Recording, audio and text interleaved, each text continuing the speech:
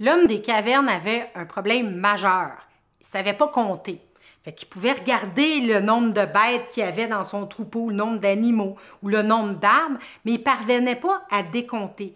Le jour où il a été en mesure de traduire le nombre d'arbres, par exemple, par des traits, le changement au niveau de son cerveau, au niveau neurologique, est extraordinaire parce que c'est à partir de ce moment-là que le cerveau humain a été capable de faire de l'abstraction.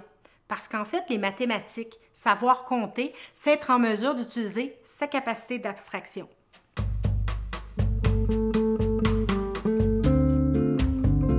Réussir en mathématiques, c'est souvent un gage de réussite scolaire. Puis pour un enfant très jeune, réussir en mathématiques, ça consiste souvent de compter de 1 à 10. Ça a l'air très simple, mais c'est beaucoup moins simple pour un cerveau d'enfant qu'on ne pourrait l'imaginer. En fait, pour être à l'aise à compter, il faut que ça devienne automatique. Donc, non seulement l'enfant puisse compter de 1 à 10, mais qu'il puisse commencer à 5 et continuer à 6, 7, 8, 9, 10.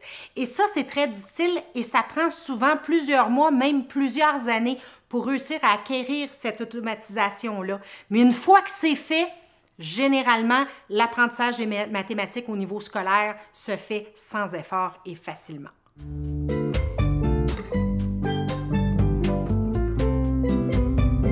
L'important pour automatiser la capacité de compter, c'est la répétition et la répétition. Alors, dès que l'enfant naît, il y a 3 jours, il ne sait pas parler, vous pouvez déjà compter ses petits orteils ou ses doigts. Alors, c'est important de compter plein de choses, de compter un œil, 2 yeux. Il y a combien de roues à l'auto? 1, 2, 3, 4. De compter toutes les choses, dans le fond, qui l'intéressent dans son quotidien. Et quand il le fait lui-même, bien, simplement l'encourager et lui suggérer de compter plein de choses auxquelles il n'aurait pas pensé, tout simplement.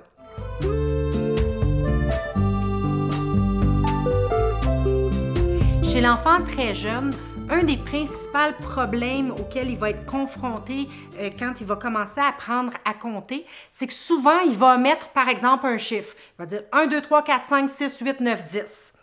Ce qui est hyper important dans ce temps-là, parce que c'est hyper fréquent comme phénomène, c'est de ne pas dire à l'enfant « Non, non, non, non, c'est 8! » Parce que automatiquement, il y a un stress qui va se produire, puis une émotion négative importante qui va lever.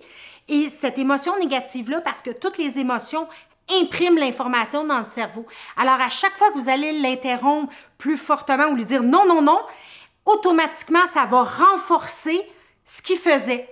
Alors, ça va renforcer l'impression de 1, 2, 3, 4, 5, 6, 7, 9, 10. Alors, il va continuer à oublier le 8 parce que c'est comme si on l'avait ancré dans le fer rouge, au fer rouge dans son cerveau. Alors, ce qu'il faut faire, c'est très simple. Lui dire « Excellent, c'est ça, 7, 8, 9, 10 ».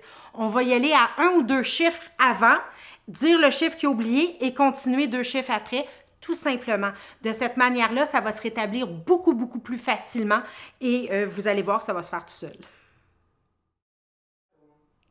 Un enfant, c'est drôle, puis ça se passionne à répéter, toujours la même affaire, puis ça le divertit toujours autant. Alors, dans l'acquisition de mathématiques, il faut miser là-dessus, puis l'encourager à répéter, parce que c'est ça qui va faire en sorte que ça va s'ancrer dans le cerveau et que ça va devenir automatique le plus tôt possible.